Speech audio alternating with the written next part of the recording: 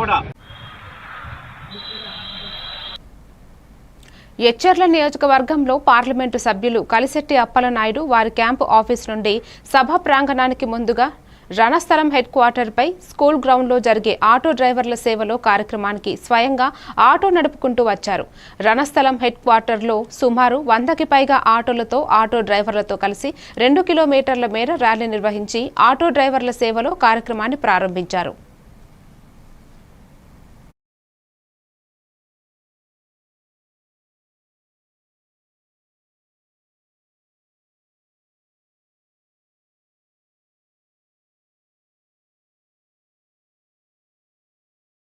ఇక్కడ నిధులు ఇవ్వడం ఎంత అవసరమో గౌరవించడం కూడా అంత అవసరం అనేది ఆటో సోదరులకు తెలియజేసుకుంటాం.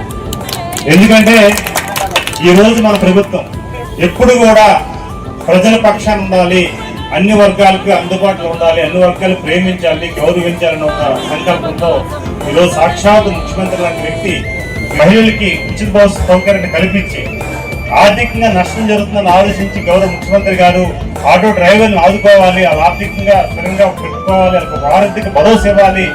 ఏడాది 10,000 రూపాయలు ఇస్తే మనం 5,000 పెంచి 15,000 రూపాయలు మనం ఇచ్చాం. అలాంటి సందర్భాలు కూడా మనం గుర్తించుకోవాల్సిన అవసరం ఉంది.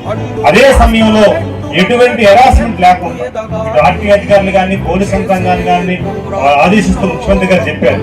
ఎక్కడ కూడా ఆటో సోదరులకి ఎటువంటి ఇబ్బంది పెట్టకూడదు.